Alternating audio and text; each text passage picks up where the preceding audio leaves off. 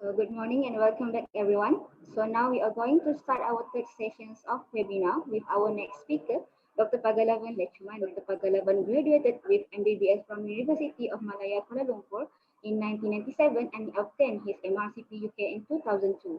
Dr. Pagalavan also worked for Ministry of Health from 1997 till 2006 in various hospitals in Malaysia. And Dr. also joined Monash University in 2006. Dr. Pagalavan completed his rheumatology subspecialty at Selayang Hospital and Singapore General Hospital. Dr. Pagalavan also received his FRCP from Royal College of Physicians of Edinburgh in May 2010. So without further ado, let us jump to our third topic of the day, guidance on being an international medical graduate and the shocking truth of medical graduates in Malaysia. So Doctor, can you enlighten us on being an international medical graduate and current situations for graduates in Malaysia? So the floor is yours. Thank you very much for inviting me for this talk and for the good introduction by the chair lady. Sometimes I wonder whether calling me is a good news or a bad news. Because I like to call a spade, so I will basically tell you the reality out there and what are the options that's available for those graduates that are going to graduate soon. I'm not sure these participants, are they final year students or are they all over the batches? I'm not very sure. Anyway, most of what I'm going to say would be based on what happened before COVID era, because a lot of things have changed during COVID as well because of the restriction of border movement and so on. So I'm going to concentrate more on what was before COVID actually happened. Can I go to the next slide?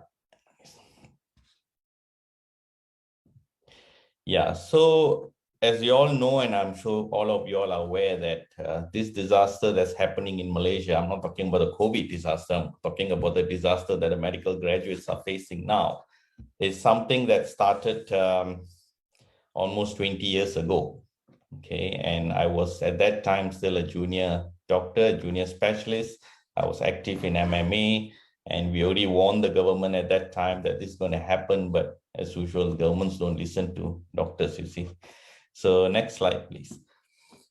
So if you look at the slides that I've just put up there, those are the list of local medical schools that you have at the moment in Malaysia, both public and private. The one with number 2 means they have two different programs. For example, those who are aware, USM has one program in locally, and they also have another program in combination with Bangalore University in Bangalore. Similarly, you find the, just getting this thing. And similarly, you find Perdana University has 2 as well, and MSU also have a program in Malaysia as well as in Bangalore. So probably some of you may not even have heard of some of these universities, but they are existent and they are producing graduates. Next slide, please. Now, so this was a disaster that was, as I said, was waiting for quite some time. Next slide. If you look at it, we now have about 34 local medical programs. Despite the moratorium since 2011, which the government introduced in 2011, after approving all the medical schools, then they decided, okay, we'll put a moratorium. So it's a very long story. I don't want to go into politics, but the total programs accredited before the year 2000. When I say accredited, means producing graduates. Before the year 2000, there was only 3. Between the next 10 years, 2000 to 2010, we had 13 more new medical schools producing graduates. And that went up between 2011 and 2018. We have 18 new medical schools producing graduates locally. The reason why I say 2011 moratorium is just moratorium on paper, because before the moratorium was issued, all these medical schools already been approved on paper. So the moratorium was just a moratorium on paper. So some universities do have double intake twinning programs. So the total programs in Malaysia at the moment is almost close to 40. right? Because if you look at some like IMU, they have multiple intakes. They have intakes that twinning program with international universities, they have local program intakes, and their local programs have 2 intakes and so on. Next. Yeah, so a simple average of 120 graduates from each university will give you a 4,080 graduates per year. Now, this is a simple average, but I'm sure being in UKM, I know what's the number of graduates now. I think it's almost 200 or something, because even when I was in the 1990s in university, UM was producing 180 graduates, UKM was about 150, and USM was about 110. So average of 120 is actually an underestimate. Private universities, even like Monash is producing about 120. Malacca Manipal can even reach up to 200. So of course, not to forget the returning students from overseas universities used to be more about 1,000.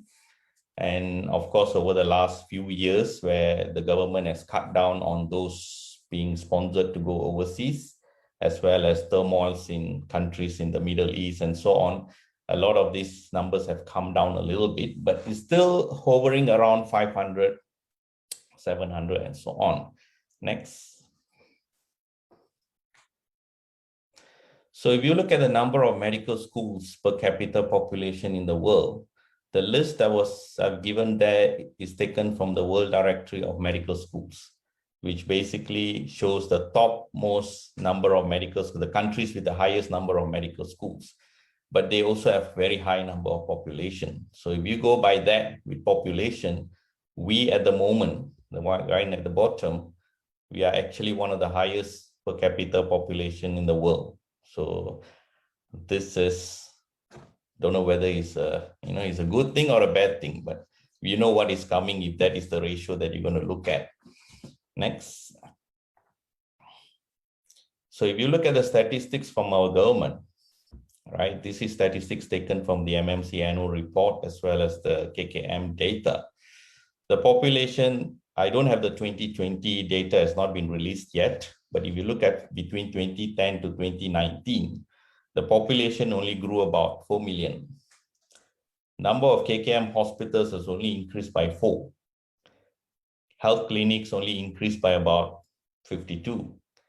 Okay, that's all like 1%, 3%. And special medical institutions are like mental health hospitals, maternity hospitals, and so on.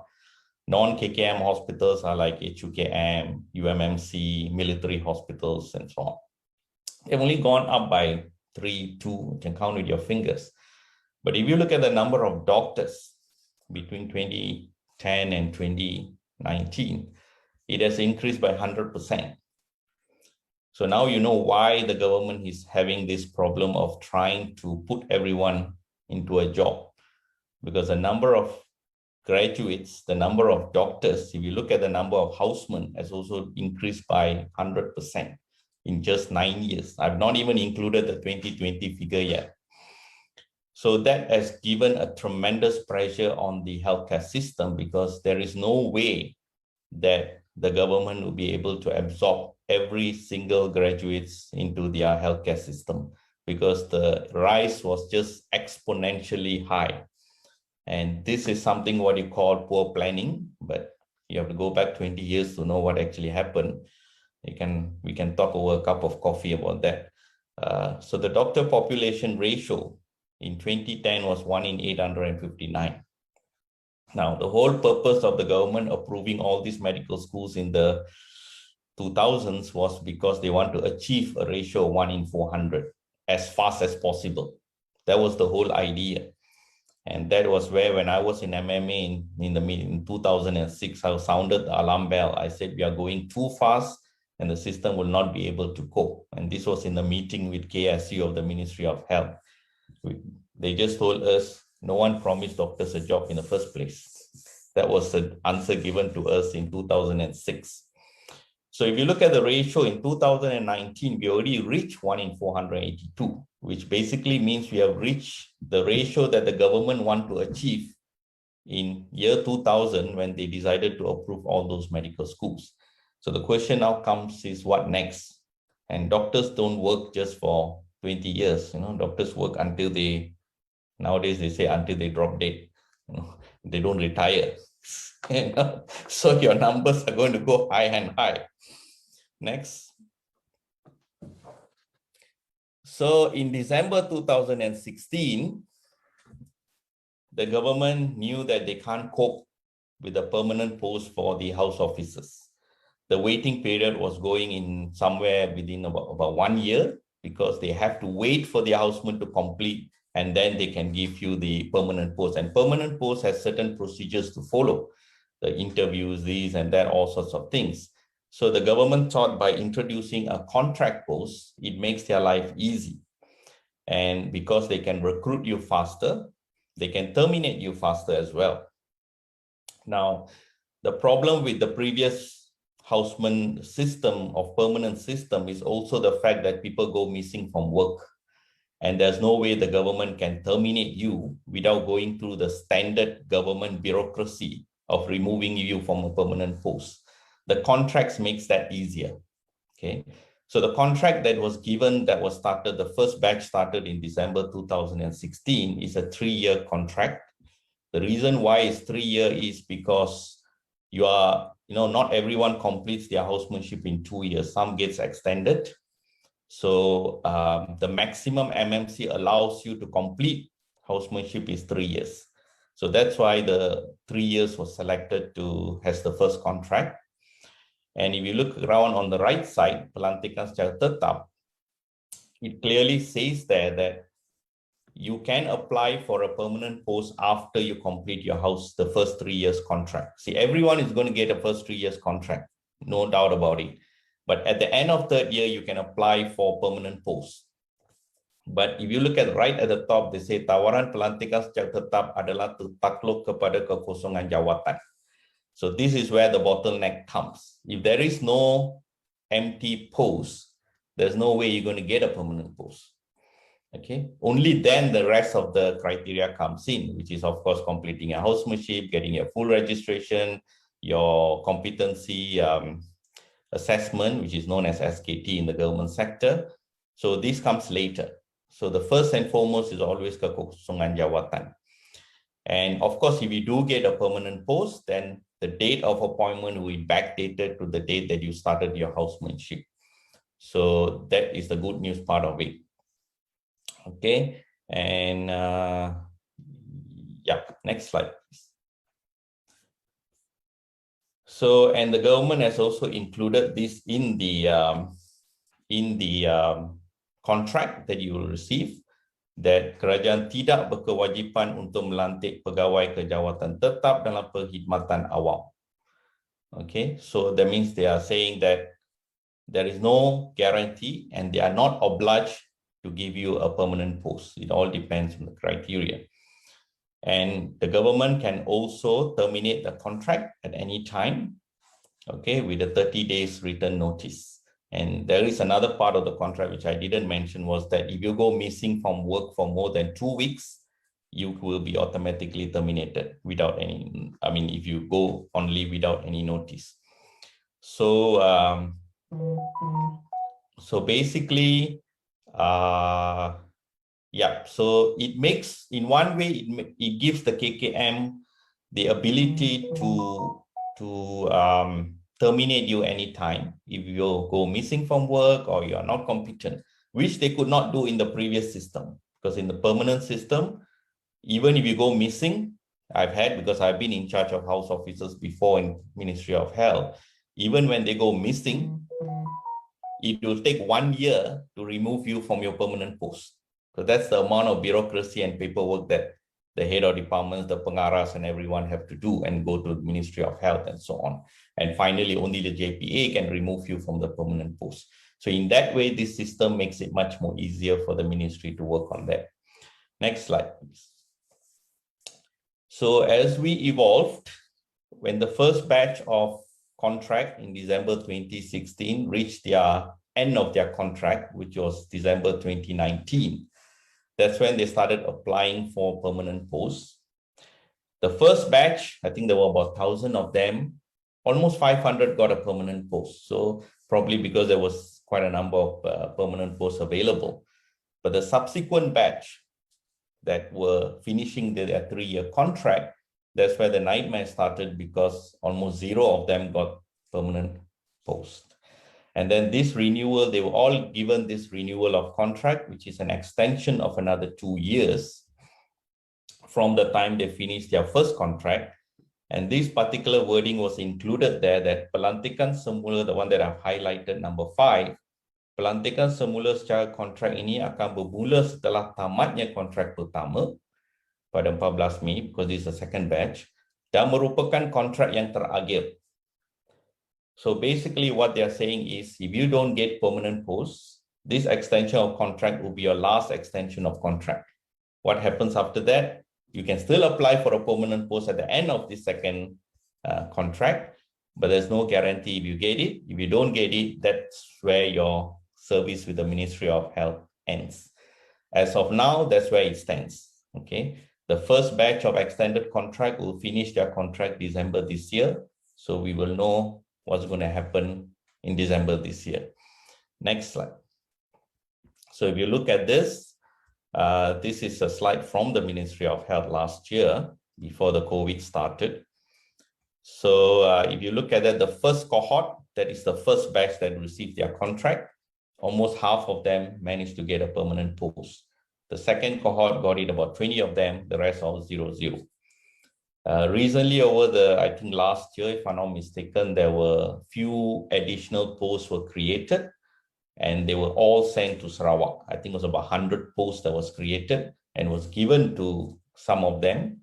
And that particular 100 cohorts were all posted to Sarawak, and whoever refused, the contract will be, I mean, the permanent post will be given to a new person, another person.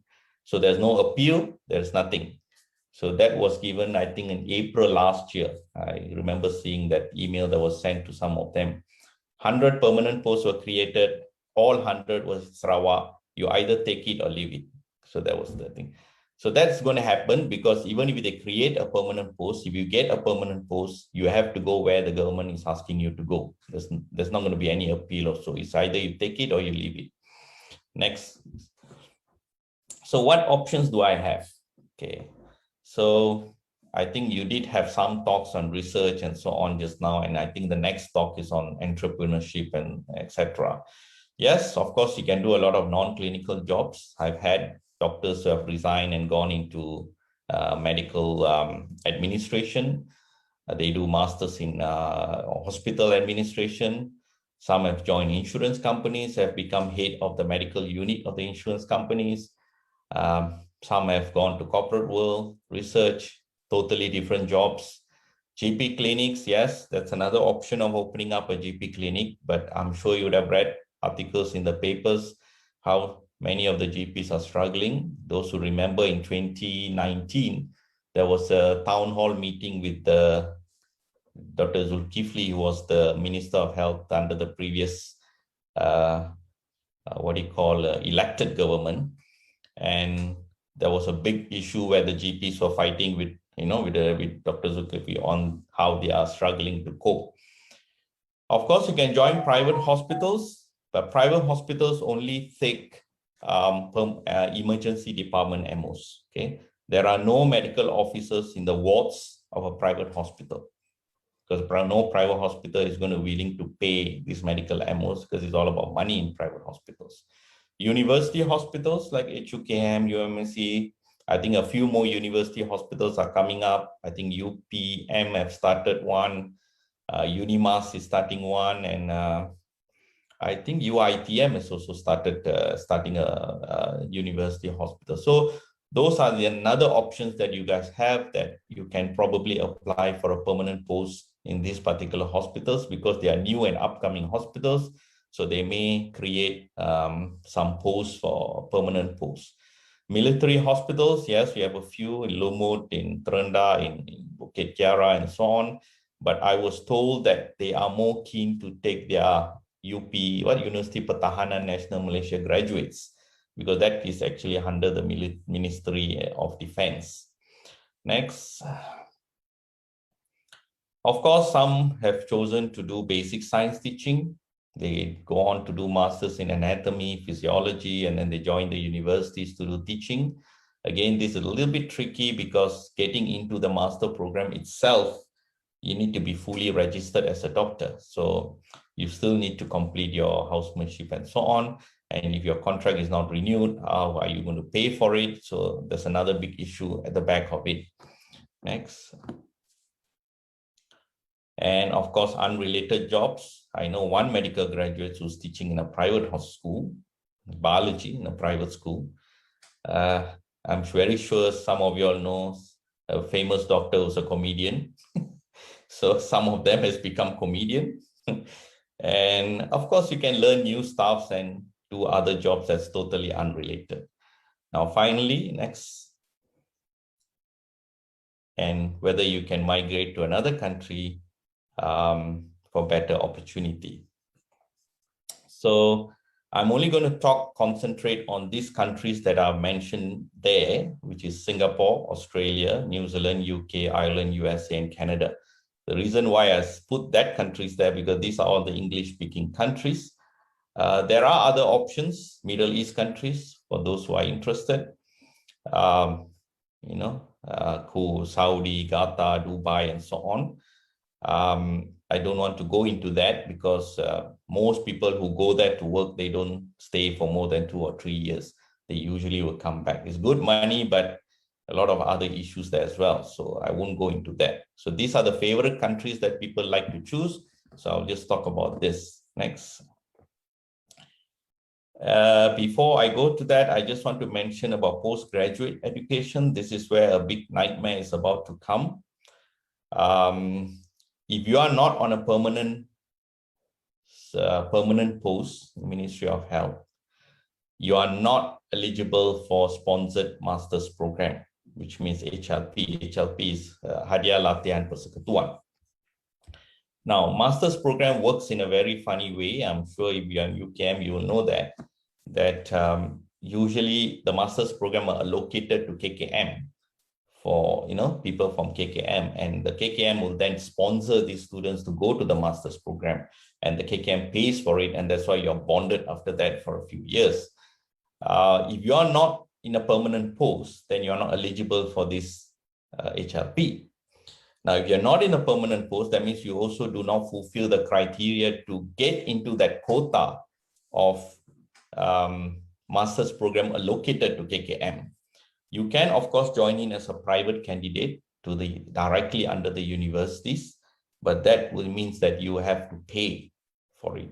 If I'm not mistaken, it's about 50 or 60,000 ringgit a month or a year or something like that. Now, if you do the parallel pathways, right, MRCP, MRCPH, and so on, again, passing these exams do not make you a specialist. You need certain years of internal medicine training or pediatric training or whatever training before you are accredited and gazetted as a specialist. So this basically means that you still need to be in service. So how this is going to go about, I think is something that we need to wait and see, because when the first batch of contracts ends this December, we will know how it's going to happen. There's lots of issues going to come up with this, because even if you do parallel pathways, you need to have certain years of training before you're gazetted as specialist. Will the contract be extended? And even if it's extended, are you going to be extended further for your subspecialty training, which is only eligible for permanent staff? So there's a lot of issues that will crop up along the way, which you must be prepared for. So we wait for the first contract to finish in December 2021. Extended contract, then hopefully by then the government might have made some decision on that. Next. So if you look at this, these are the parallel pathways that are available at the moment. But if you look at the end of it, the minimum year of training, MYT, is the minimum year of training. So you need those years of training before you can be gazetted as a specialist. And all of those parallel pathway that you're doing, you must be in service. You must be trained under an accredited training center. So that's where the problem comes. Next. Now we go to one country to another. I think I have another few more minutes. Yeah. Singapore, I'm very sure you know the UKM and are the only degrees from Malaysia recognized in Singapore since 2007. I understand that at the beginning, 2007, I was in Singapore at that time doing my rheumatology rotation when this recognition came about. And so the number of people being employed from these two universities into Singapore, from my understanding, is getting smaller and smaller and smaller. Probably you guys from UKM, so you may know how many seniors of yours have managed to get a job in Singapore. But because Singapore has now 3 universities producing their graduates, they have enough people to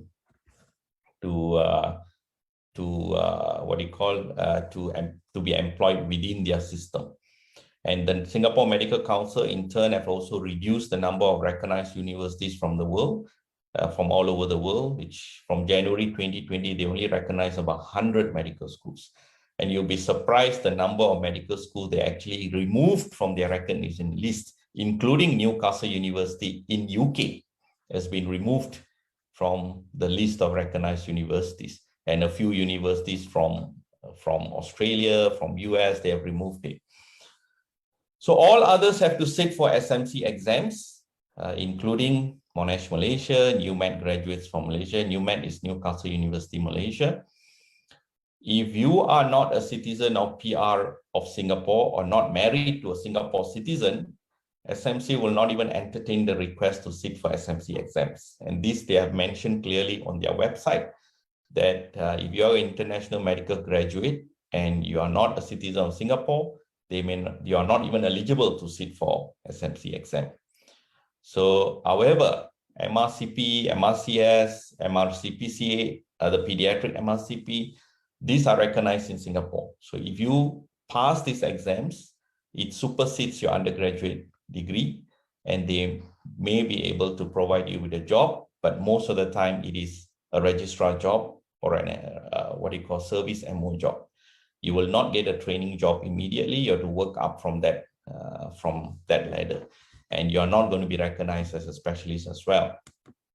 Okay, so you have to fight with everyone over there to get into the program. I remember 2 years ago or 3 years ago, I received an email from one of UKM graduate who's been working there in Singapore. And for 3 years, she's trying to get into the orthopedic training program, and she didn't manage to get into that. So it's not as simple as going there and straight away going into the training program. Next. Australia. Yeah, I'm very familiar with the Australian system. And just to mention that only Monash Malaysia is recognized in Australia without the need to sit for any exams. Everyone else have to sit for exams. New Zealand have their own entry exam, but they do recognize the MC exam. Anything, both New Zealand and Australia, they recognize each other for all the exams or whatever they do. Okay, so as some of you might be aware that AMC Part 1 is an exam which is MCQ. The cost has gone up to almost 2,720 Australian dollar now. Okay, you just have to times by 3, roughly, if you are Malaysian ringgit. Okay, and AMC Part 1, you can sit in Singapore and I think Thailand, India, and so on. But Part 2, you have to go to Melbourne. There's only one center, which is Melbourne. The cost has now gone up to 3,530. Okay, that's your times 3 again. It's about 10,000 ringgit. The passing rate of this AMC Part 2 is only in the range of 30%. Okay, so majority will fail. So what happens, a lot of them will pass Part 1, and some of them are already in Australia because their parents are there, or their their husband or wives are there. They are already in Australia without a job. So they will try for the third option, which is the ward-based assessment option, which is much easier. It's basically an alternative to Part 2, where you do a 12 months of rotation, basically medicine, surgical, and emergency department. And during that time, you will have a lot of these mini CX and formal assessments and so on. But this is something that you need to apply and find the job. It is a 12 months full-time job. in an hospital accredited for WBA. And you know, it's almost impossible. The current hospital that I'm working, they advertised for one post. This was just before COVID. They advertised for one post in my hospital with WBA. There were 253 applicants. Okay, 253 applicants for that one post. And my hospital is a regional hospital. Okay, so it's not even a hospital in a metro or town area. Now, passing AMC do not guarantee internship post in Australia. At the moment, it's almost unlikely that you will get an internship post in Australia by just passing the AMC exam. However, if you have done internship in Malaysia or few years of experience, you can be allowed to work as a GP if you can, or a 12-month supervision as a RMO. That means you can apply for either a GP position under 12-month supervision, or you can apply as a hospital service RMO or hospital service MOs. Okay, and you have to complete certain rotation like medicine, surgery, and so on. So this is, of course, without doing it. If you're just looking for internship, almost impossible for you to get it. But if you have worked in Malaysia for a few years, you can actually go for this option of GP 12-month supervision or RMO with 12 months of thing. So again, these are all under provisional registration. So if you don't perform well, they can, of course, not renew your contract. There's another option for GPs. If you pass your AMC Part 1, you can sit for an exam known as PESCI. It's actually a pre-employment structured clinical interview of 60 minutes where they assess your clinical knowledge. And then they may allow you to work as a GP, but you must clear your Part 2 within a maximum of 4 years. Okay, so if you don't clear your Part 2 within a maximum of 4 years, they won't continue your registration, and you have to you'll be jobless until you pass your Part 2. Okay, and there's also another issues in Australia where you can only work in areas which are labeled as DWS and DPA. DWS is District of Workforce Shortage, and DPA is for GPs distribution priority area. So these are all outskirts, not in town area. They are all in regional areas where you need to look for the job. If not, you will not get a visa because the visa is tied to this DWS and DPA area. Next. For UK Ireland, I'm sure you're aware that Newcastle, Malaysia is recognized by GMC for provisional registration UK. All others must sit and pass the PLAB exam. Okay, Part 1, you can sit in India or Sri Lanka, which is an MCQ. And I think it's about 240, 250 pounds. You just have to times by roughly about 5. So it's much cheaper actually. And PLAB Part 2 is a OSCE, which you need to go to UK to sit for the exam. However, from 2024, those who are graduating from 2024, the PLAB will be changed to UK MLA. They are going to follow the same system as US, where every of the local graduate as well as the IMGs will have to sit for the same exam, UK MLA. For the local UK graduates, this exam will be incorporated into their final year exams. However, if you pass your PLAB and you have an experience in surgical and medicine, you can get full registration and you can jump to foundation year 2, okay? Because foundation year 1 is the internship. So that is assuming that you already completed your internship in Malaysia. Again, passing PLAB does not guarantee you a job. Even if you do get one, it will be in some district or smaller hospitals where a non-training post, but you're eligible to apply for a training post after 1 year. For Ireland, 2 universities in Malaysia are recognized in Ireland, PMC and Perdana RCSI. PMC is Penang Medical College.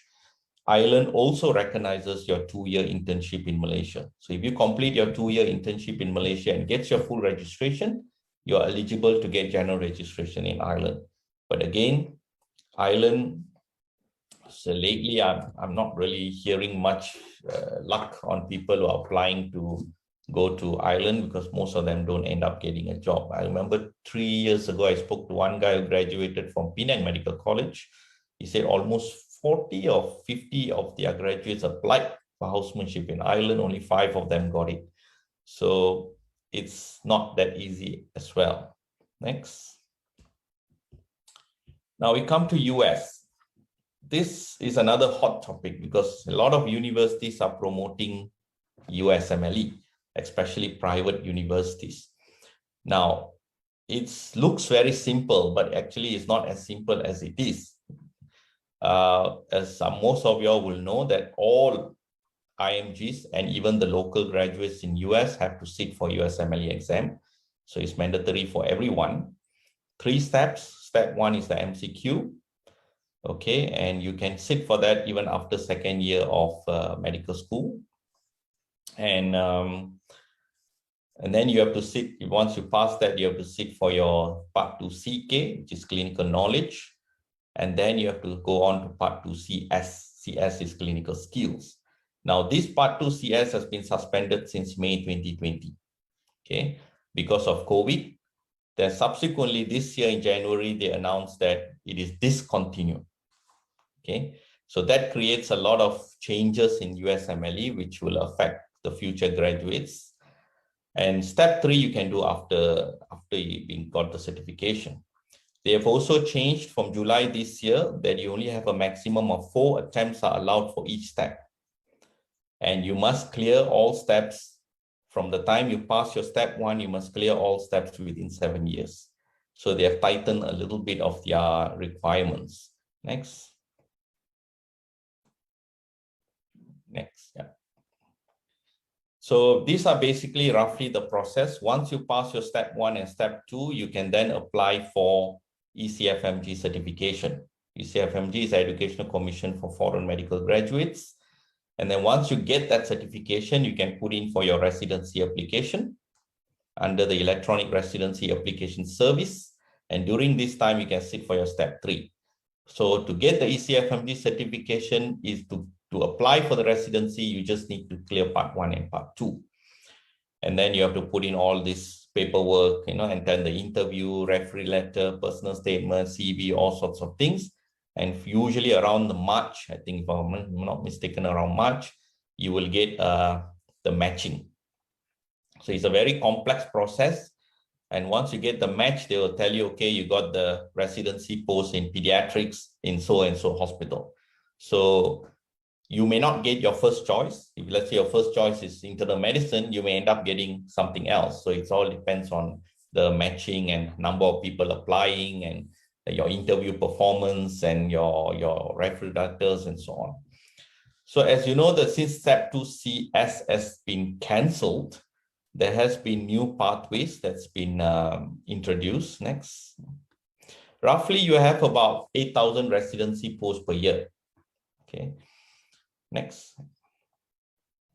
So the new pathways that they have introduced since the termination of the Part 2 CS is that first and foremost, they have introduced English tests, which wasn't a requirement before. Now they say that all candidates need to sit and pass the OET English test with a minimum of B for each category. Okay. Somehow prior to this, they did not really have any English requirement in USMLE. Now, they have introduced these 6 pathways as an alternative for Step 2 CS. The first one is already licensed to practice medicine in another country, which means you must get your full registration in Malaysia, means you have to complete your internship in Malaysia. Number 2, already passed a standardized clinical skill exam for medical licensure. We do not have that in Malaysia. We don't have a standardized thing, but if you had passed your PLAB or you have passed your AMC, then you may qualify. Part 3, medical school accredited by agency recognized by World Federation for Medical Education. Unfortunately, Malaysia is not in the list. I will come to that later. Medical school participates in US federal student. Okay, this is out. Pathway 5, medical school issues degree jointly with the US medical school. Perdana may qualify for this, the Perdana Graduate Medical School. And evaluation of clinical patient encounters by licensed physician. This is, you have to go there and do an attachment similar to the WBA in Australia. So that's again another different issue when it comes to visa and so on. If you're a US citizen, probably you can fulfill that part. So it's getting tighter and tighter. That's what I can see. Next.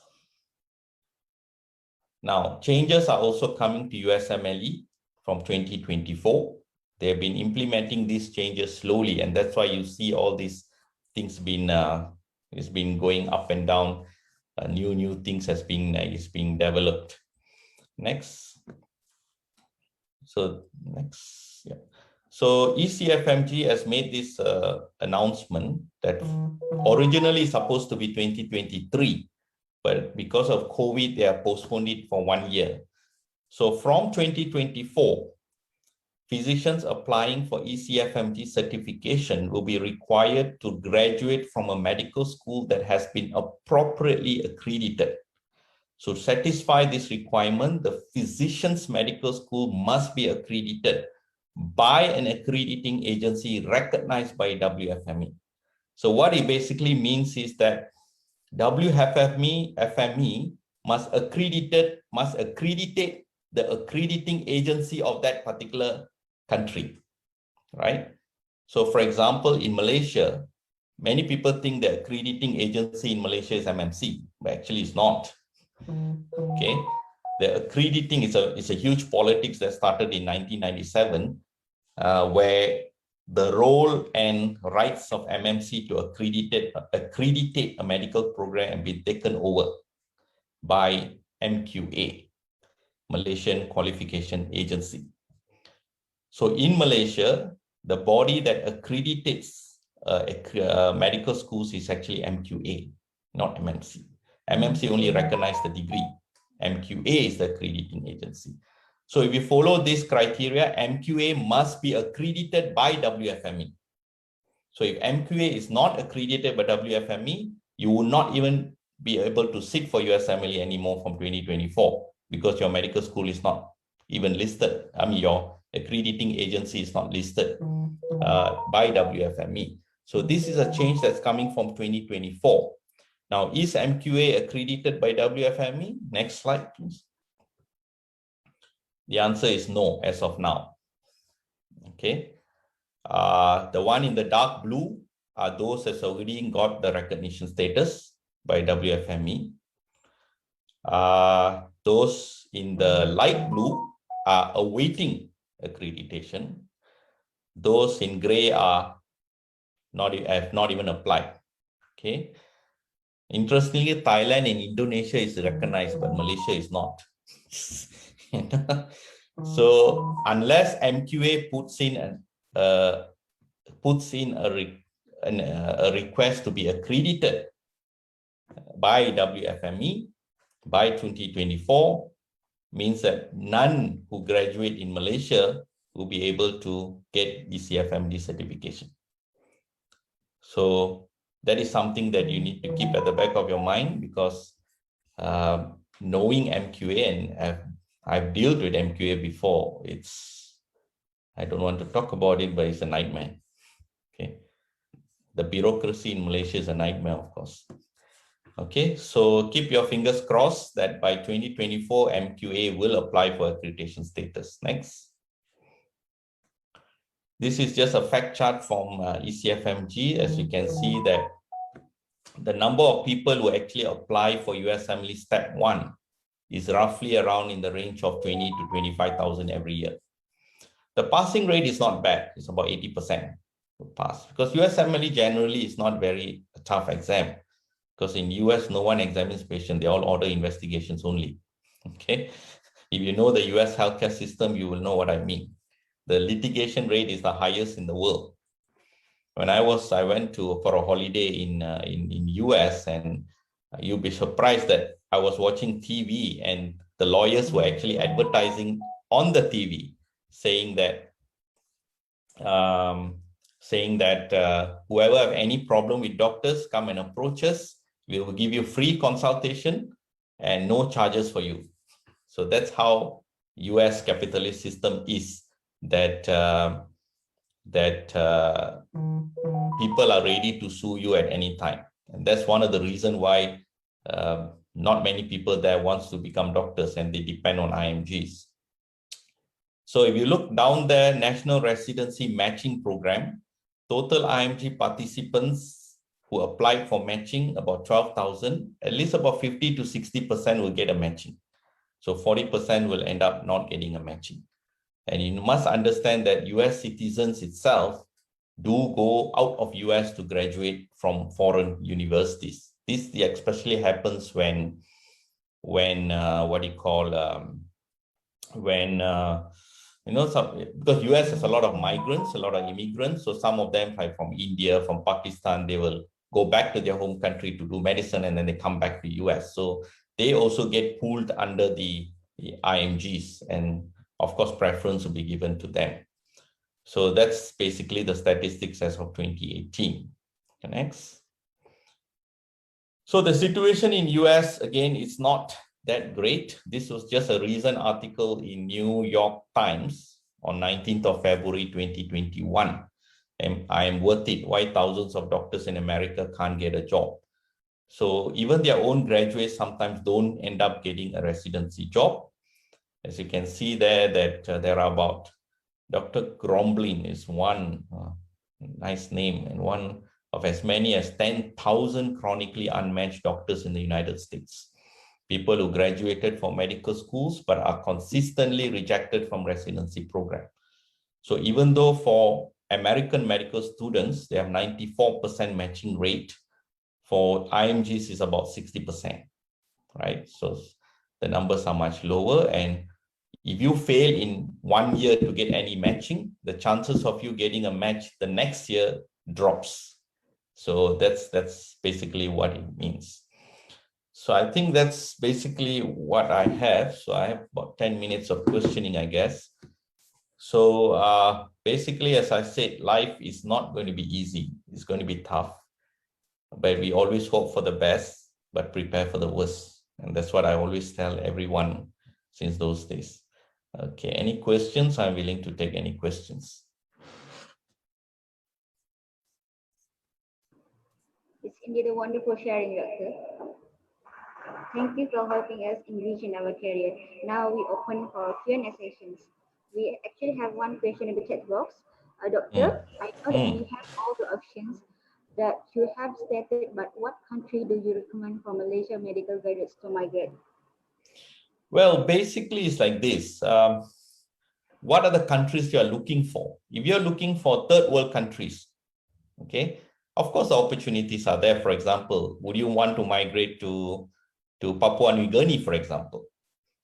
Okay, if you want to migrate to South American countries or African countries, yes, you will get a job, but the pay is not going to be any better than what you're getting in Malaysia. See, when we look at it, we always have to look at it in a country where you're going to get a better opportunity and better value for money, for example, if I put it. So yes, there are a lot of countries. For example, I mentioned about Middle East countries. Now, Middle East countries, some of them do recognize Malaysian degree as well. Some do recognize USMLE, PLAB. So if you have sat for these exams and you have passed, you can apply to countries in the Middle East. But then you know the problems in the Middle East. They are not stable. There are a lot of wars and fights are going on there. So if you're willing to go there and work, no issues. But from my knowledge, those who go there and work, most of them will come back within 2-3 years, right? Like if you look at the nurses who go to Saudi, who go to Qatar, Dubai to work, most of them will come back after 3-4 years. Good money, yes, no doubt about it, but they got no life, they got nothing, so most of them will come back. Brunei is another option. I didn't mention about Brunei. Brunei also offers quite good salary for doctors to go and work there. But again, many people do not really stay there for long. Okay. Yeah. Okay, the next question would be, if you are given the power in health ministry, what would you do to solve the contract doctors issue? So power in health ministry. Okay, the first thing is to tackle the root of the problem. The root of the problem is we just have too many medical schools. See, we need to do something about that. I think what I suggested long time ago when I was in Malaysia is that the ministry need to look, I'm not Ministry of Health, the Ministry of Education. See, the problem is all this approval of medical school is under Ministry of Education. It's not under Ministry of Health. So that's why the Ministry of Health gets caught up with all this nonsense. So you have to first cut down on the number of medical schools, cut down number of graduates, control the number of medical graduates. Then from there, you then take it to the next step of, I'm not saying the country does not need doctors. You still need probably about 2,000 graduates a year, because you still need to maintain those people who are leaving the service, those people who are, who are retiring, and those people who are, passing on. So that still need to be filled in. But the number that we are producing now is just too high. So next question is, what about those doing postgraduate education? How are you going to solve this issue? Again, yes, you can extend the contract, but for how long are you going to extend the contract? So one of the suggestions was those people who are doing the postgraduate degrees to be given permanent posts. But again, we don't have enough permanent posts to be given. If let's say 1,000, 2,000 people are doing the postgraduate degrees, then you need to create 1,000 to 2,000 permanent posts every year. So this goes back to the financial capability of the government. They may not be able to, support that many things. So it's a chicken and egg story.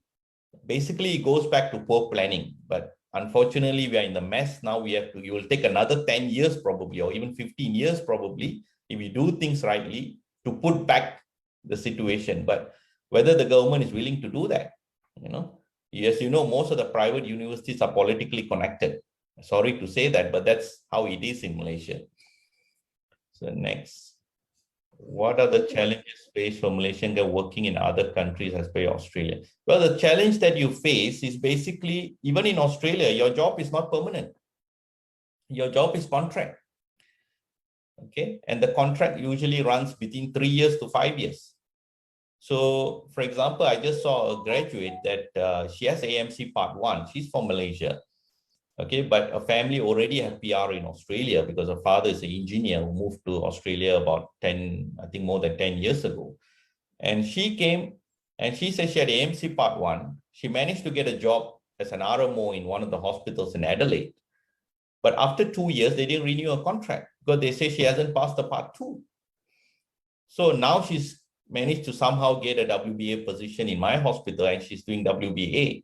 So again, you'll be surprised that the number of people applying for observership in my hospital in Australia, which is a regional hospital, is full till end of this year. And these are observers. That means people who have medical degree from other countries who have either passed AMC Part 1 or awaiting WBA or awaiting Part 2. And they apply for observership. They just want to come and observe how the system works. And our post for observership is full till end of the year. So that shows the number of people who are waiting in the queue to get into the system. See, so it's the same everywhere actually.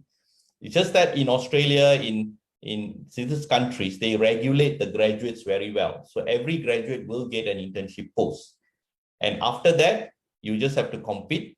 But the system has a very structured and transparent pathway for you to go from one level to the other. And you'll be surprised that in Australia, there are consultants who have no permanent job. Okay. They do part-time jobs only because there's no permanent job in any of the public hospitals. Right? That's another topic altogether. With the current situation, would you advise Malaysian graduate to migrate? Yes, if you have the money, if you are willing to give a try, you can go for it, right? But again, all this involves money. Okay, and remember, you are now not a student. You don't have any other commitments.